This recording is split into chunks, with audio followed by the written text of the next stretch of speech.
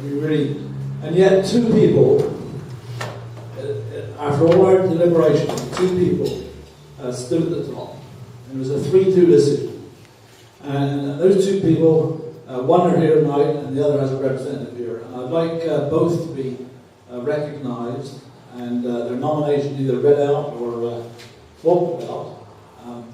And one is Alejandra Delridge from the Roxhill School.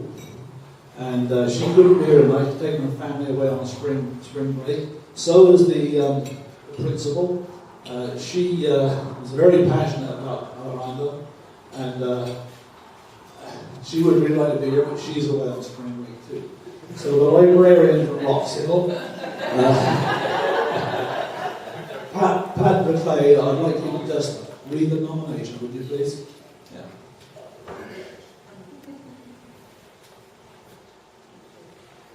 A very poor substitute for Alejandra and Carmela, but I'll do my best. Alejandra has served the Roxhill school community for 6 years. Every day her presence is felt in a multitude of ways. Her impact extends through the entire school community, including students, staff, and families. She is also commonly known as the Popcorn Lady. Every Friday and during several of our family nights, Alejandra comes to Roxhill and makes popcorn as a fundraiser for our PTA. This involves doing all the shopping for it, securing all the necessary equipment, and keeping that machine clean. She also has helped reach out to other Latino moms and dads and involve them in this project. As a result, they feel more connected to the school, and you can even imagine how happy the kids are on Fridays. She coordinates the efforts every year for luncheon for our teachers during Teacher Appreciation Week. She comes in whenever she's called upon to help in the classroom, get a mailing ready, chaperone a field trip, run a station during field day, and every imaginable thing you could ask for. She has been instrumental in serving as an essential link to our entire Latino community, which is almost 50% of our students. Alejandra, whose home language is Spanish, understands the importance of family involvement in schools and has assisted us in creating a bridge with our families. She has grown in her confidence as a leader, although she would humbly never describe herself as such, and is a member of our building leadership team. Alejandra is one of those people who quietly makes a profound impact on the school. Roxhill is a better school because of her captivating smile, generous spirit, compassionate embrace of our community, and willingness to assist in every way possible.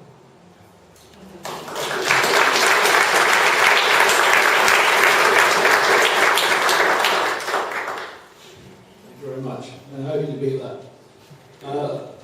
Our second nominee is Julie Stickley from Highland Park. And we'd like Kay Kirkpatrick, who nominated her, to either read the nomination or give us the lowdown. Kay, thank you.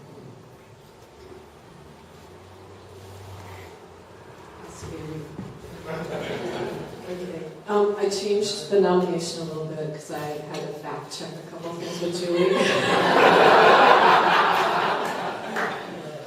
Turns out she's only lived in Seattle since 1969,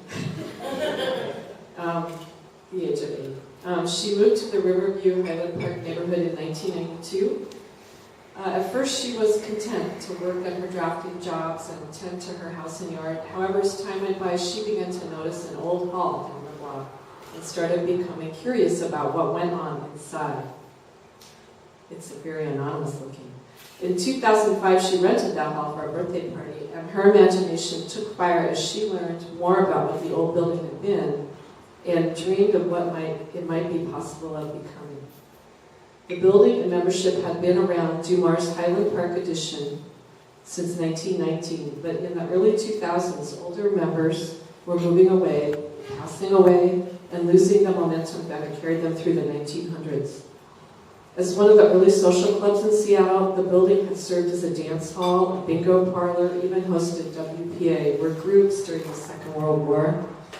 After Julie began attending club meetings in 2006, it became clear that new membership was critical to save the building for the neighborhood.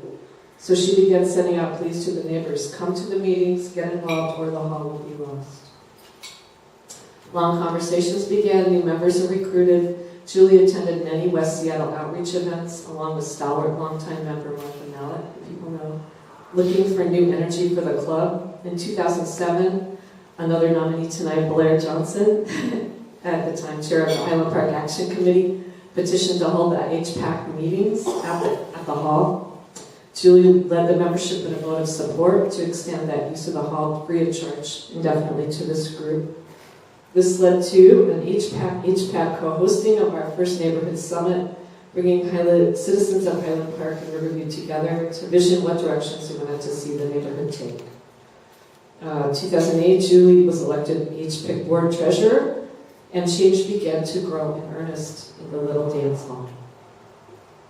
She envisioned a facility that would serve as a heart to the neighborhood, a neighborhood, I might say, that lacks in city resources of any type outside of parks and schools. We have no community center, we have no grocery store, barely some small businesses. A focal point for civic engagement and community resource development.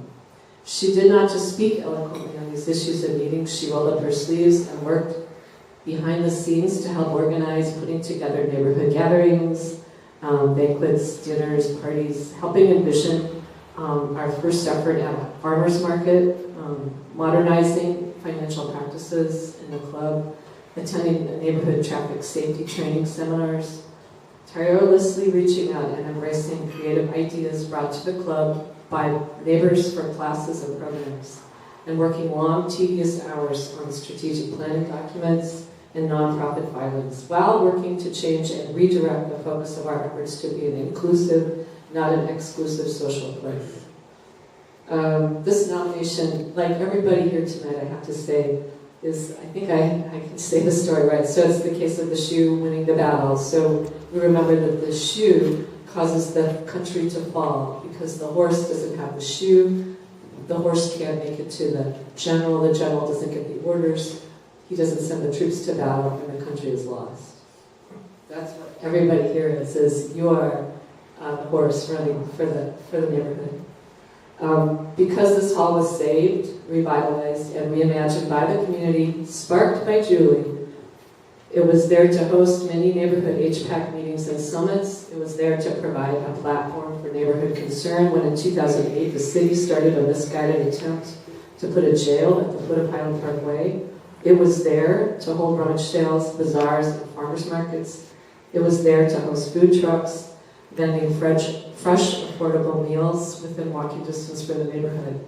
It was there to bring city officials closer to their constituents, hosting many candidate forums and parks design meetings. It was there to bring drama, dance, music, and other enriching events within walking distance. And there to host heritage parties, fundraising events, and gatherings for all the diverse residents and groups in the Highland Park and Delridge district. Julie's vision, tenacity, and creative sense of possibility have and continue to help shape and build a heart for our neighborhood. She's our hero.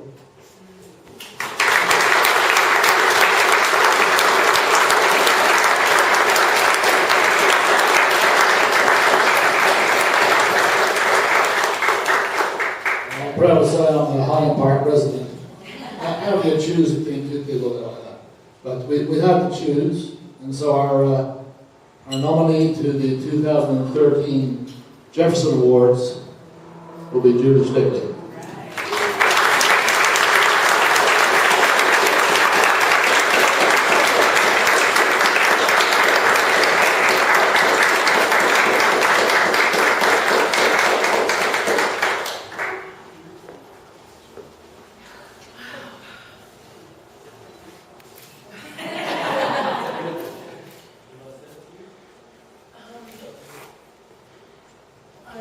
I'm amazed, and thank you very much. And I thank everybody who worked so hard for the community. And I'm just amazed. I did not expect it to be me. So thank you so much. Congratulations.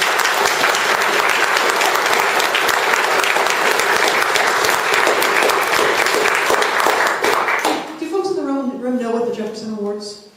You know the background of it? So some people do, some people don't. The Jefferson Awards, it was established in 1972, and it's essentially, when you poke around, it was established to be a sort of Nobel Prize for community service, for public service and community service. There are communities all over the United States that go through nominating people who do amazing things in the community on a regular basis.